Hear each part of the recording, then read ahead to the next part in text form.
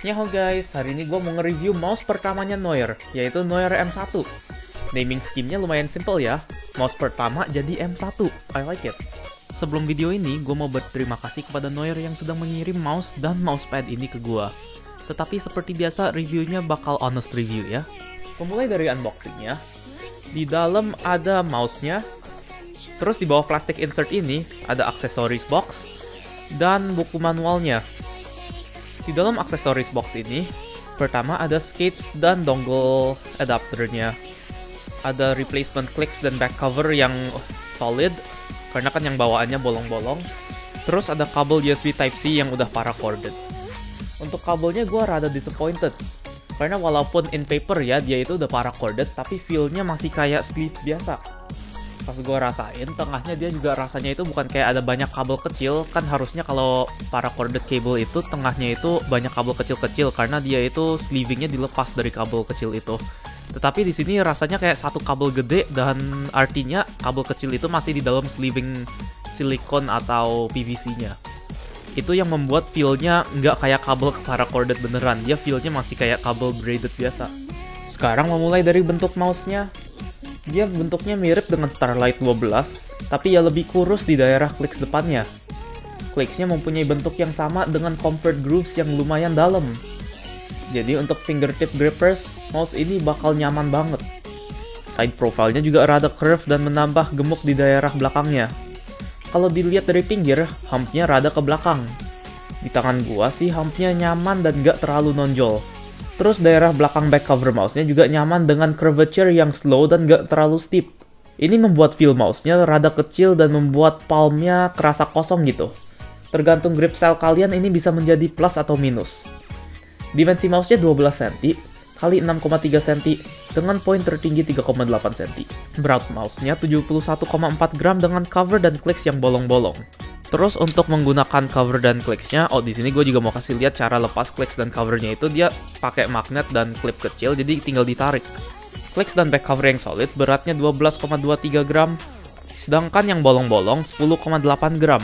Nggak beda jauh banget ya. Ya lumayan sih 2 gram. Wait, was it 2 gram? Ya lumayan sih 2 gram. Di sisi depan mouse-nya ada USB Type-C port yang bisa digunakan untuk connect ke mouse-nya. Dan charge mouse-nya juga. Untuk konektivitas, dia bisa dengan Bluetooth 5.0, wired lewat USB Type-C, dan wireless lewat dongle 2.4 GHz. Untuk grip style dan ukuran tangan yang gue rekomen, kan tangan gue 17 cm. Dan mouse ini enak buat gue claw grip. Untuk fingertip grip juga bisa, dan bakal nyaman karena di clicks-nya kayak gue bilang tadi, dia ada comfort grooves yang dalam. Terus juga karena ukuran mouse-nya kecil, jadi banyak space untuk micro adjustment. Untuk palm grip, gue kurang rekomen, kecuali kalau tangan kalian emang kecil banget, mungkin di bawah 16 cm. Tapi kalau di atas 17 atau 17 cm, gue nggak rekomen karena ini nggak palm gripable ya. Jari kalian bakal di depan ujung clicksnya kalau kalian coba palm grip. Humpnya juga terlalu pendek dan bakal kerasa kosong di palm kalian. Kalau gue maksa nge-palm grip mouse ini, jadi rasanya awkward banget dan nggak nyaman. Karena emang kecil banget ini mouse. Terus untuk bentuk mouse-nya juga ada satu masalah yang gue ngalamin, yaitu kadang kalau gue readjust grip gue bakal kepencet right click-nya. Jadi dia kliknya itu agak ke bawah gini nih, kalau kalian bisa lihat. Di sini gue kadang bakal kepencet. Bukan kadang ya, lumayan sering gue kepencet pas readjust grip. Ini sih tinggal biasain grip style kalian, tapi mungkin kalau kalian pertama kali pakai mouse ini bakal ngalamin. Untuk overall structure mouse-nya, seperti gue kasih lihat tadi, dia gampang banget disassemble back cover dan clicks-nya. Dua-duanya tanpa screw dan dia hanya tertahan oleh magnet. Makanya mereka juga udah ngasih alternatif back cover dan clicks-nya karena emang gampang banget gantinya. Tapi gue agak ragu kalau lama-lama magnetnya bakal nambah lemah dan gak nahan back case-nya sekeras pas baru gitu. Tapi ya, itu juga tergantung penggunanya ya. Kan kalau magnet lebih sering dibanting, dia bakal magnetismnya ngilang. Di bawah back covernya ada tempat storage dongle dan logo RGB ini. Sayangnya gue lupa record sebelum gue modif mouse-nya. Jadi ini habis gue modif ya, makanya dia udah nggak ada back cover LED-nya. Tapi sebelum dimodif dia ada, coba gue cari dulu. Probably masih ada. Ya, masih ada. Dia ada cover ini sebelum lu modif. Sebelum gue modif dia ada cover ini. Fokus please. There you go. Dia ada cover RGB gitu. Surface-nya mempunyai matte texture yang smooth banget. Dan dia bahannya masih full plastik. Nggak ada part yang rubber-rubber gitu. Jadi kalau gua nge-grip, dia masih rada licin. Especially karena pinggirnya sini, dia nggak ada bolong-bolongnya atau cut out gitunya. Kalau gua bakal daily drive ini sih, pasti gua bakal pasang grip tape di pinggirnya. Karena ini licin banget untuk di grip. Next untuk feel buttons-nya. Dia main clicks-nya enak, feel-nya snappy, pre-travel-nya dikit, tapi post-travel-nya masih lumayan panjang. Kalau kalian bisa lihat tuh. Side-to-side wobble-nya juga masih lumayan. Mungkin karena dia detachable clicks-nya, makanya dia side-to-side wobble-nya masih lumayan banyak nih. Yang lumayan mantep itu dia clicks-nya udah menggunakan, seperti kalian bisa lihat di sini, dia menggunakan Keil GM 8.0. Mungkin kalian nggak bisa lihat, terlalu gelap ya tuh. But ya, dia udah menggunakan Keil GM 8.0, encodernya TTC Gold atau Yellow kalau nggak salah. Terus dia pakai Huano Whites buat side buttonnya. Sayangnya dia modelnya itu micro switchnya yang pin atau apa panggilannya kayak pin outnya itu dia bengkok ya, nggak lurus. Jadi kalian kalau mau ganti micro switchnya bakal susah nyari replacementnya. Dan dia DPI buttonnya juga udah pakai micro switch, dia pakai Huano Yellow Dot. Oh ya, terus middle click-nya itu dia juga udah pakai Huano Blue Dot tuh. Nggak tahu kalau kelihatan apa enggak. Untuk clicks-nya khas Keil 8.0, dia udah tactile-nya mantep banget dan nggak ada feel mushy sama sekali. Untuk scroll wheel-nya tactile feedback dan texture-nya nyaman, tapi dia posisinya rada ke belakang. Coba gue pasang clicks-nya lagi, mungkin kalian bisa lihat. Tapi ya, dia rada ke belakang scroll wheel-nya. Jadi misalnya kalau kalian grip gini, scroll wheel-nya nggak pas sebelah jari kalian, harus mundur dulu. Kecuali kalian nge-gripnya gini ya. Kalau gue kan nge-grip depan, emang gue rata-rata mouse jari di depan karena emang lebih enteng ngeklik di depan. Nanti juga bakal gue ukur berat clicks-nya ya, ada clipnya nanti.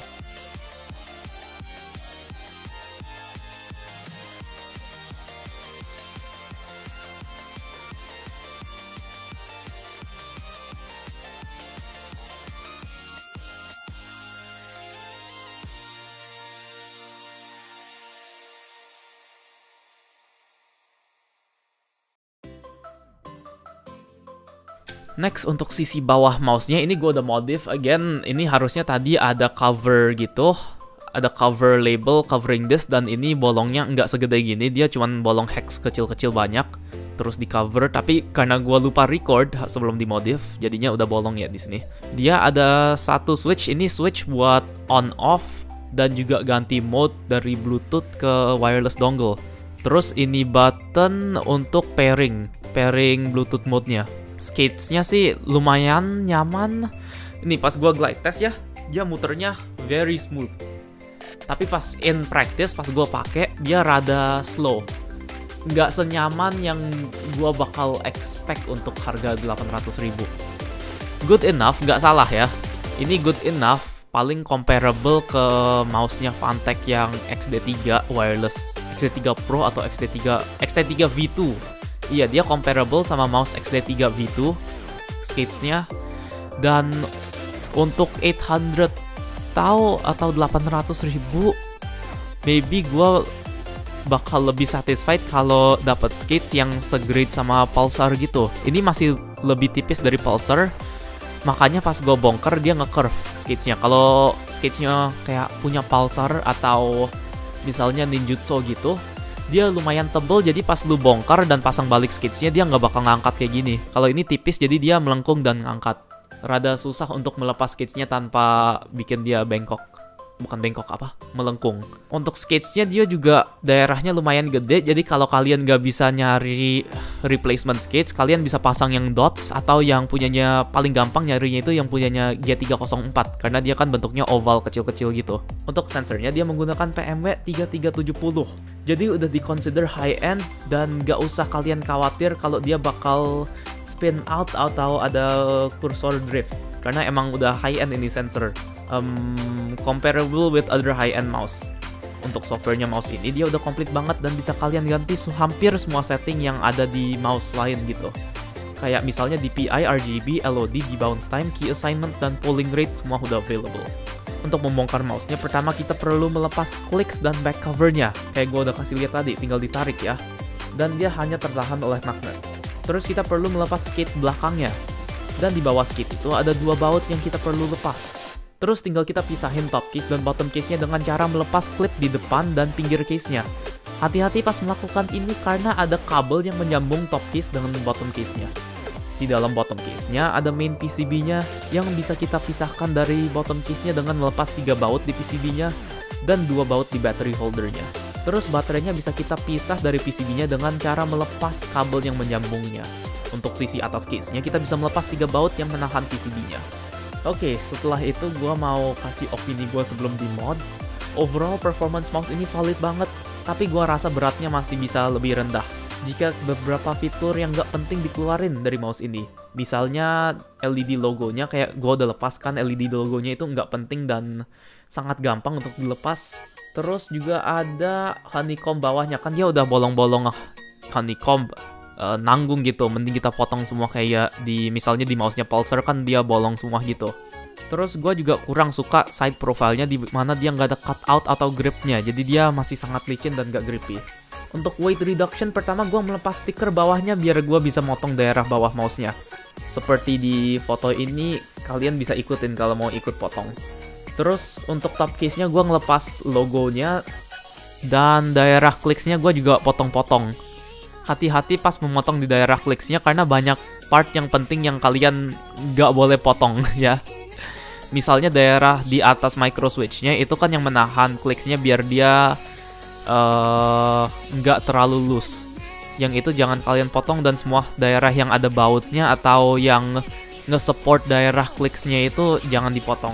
Terus untuk battery holdernya juga gua nggak pasang lagi, dan baterainya gua tinggal double tape ke sensornya. Sebelum kalian memasang mouse-nya kembali, jangan lupa weight balance dulu baterainya. Jadi kalian pindahin posisi baterainya sampai dia balance-nya di tengah. Setelah di mod begini, berat mouse-nya dengan cover yang bolong-bolong dia turun dari 70 gram ke 65 gram. Overall sih gue impressed banget dengan mouse pertamanya Noir. Dan gue juga sempat daily drive ini untuk lebih dari 1 bulan. Masih ada beberapa part yang bisa di-improve, tetapi overall gue bisa rekomend mouse ini untuk user yang mencari mouse wireless kecil dengan bentuk ambi untuk di claw grip. Terus juga dalam price range 800.000. Ini adalah mouse yang gue bisa strongly recommend. Terus untuk user yang mau coba modif-modif mouse, ini juga recommended karena relatively easy to mod ya. Dibanding mouse lain ini lumayan gampang. Karena untuk modif ini gue pun nggak pakai Dremel atau apapun, gue cuman pakai nippers. Tetapi untuk pengguna yang palm grippers, gue kurang rekomend karena mouse-nya emang kecil banget. Kecuali tangan kalian di bawah 16 cm mungkin bisa cocok. Tetapi untuk gue pribadi nggak cocok bentuknya untuk di palm grip dan cuman bisa di claw grip atau fingertip grip. Untuk gua ini mouse itu mantep banget. Terus juga ada satu fitur mouse ini yang gua suka banget, yaitu kalau dia bisa menggunakan Bluetooth dan dongle. Jadi kalau kalian nggak pakai buat gaming gitu, kalian juga bisa pakai sebagai office mouse untuk dibawa-bawa karena dia kecil dan bisa pakai Bluetooth biar dia nggak ngambil satu slot USB di laptop kalian kan. Jadi ya, ini mouse buat office mouse juga doable banget. Yaudah, ini akhir videonya guys. Thank you for watching. Jangan lupa like, subscribe, dan hit tombol bell biar nggak ketinggalan. Kalau ada pertanyaan bisa join grup Discord kami. Link di description, tinggal join dan accept peraturannya. Gue juga streaming game di Twitch @RainKawai. Jadi kalau kalian ada pertanyaan, tinggal mampir ya. Thank you udah nonton video gue, and see you in the next video. Bye-bye!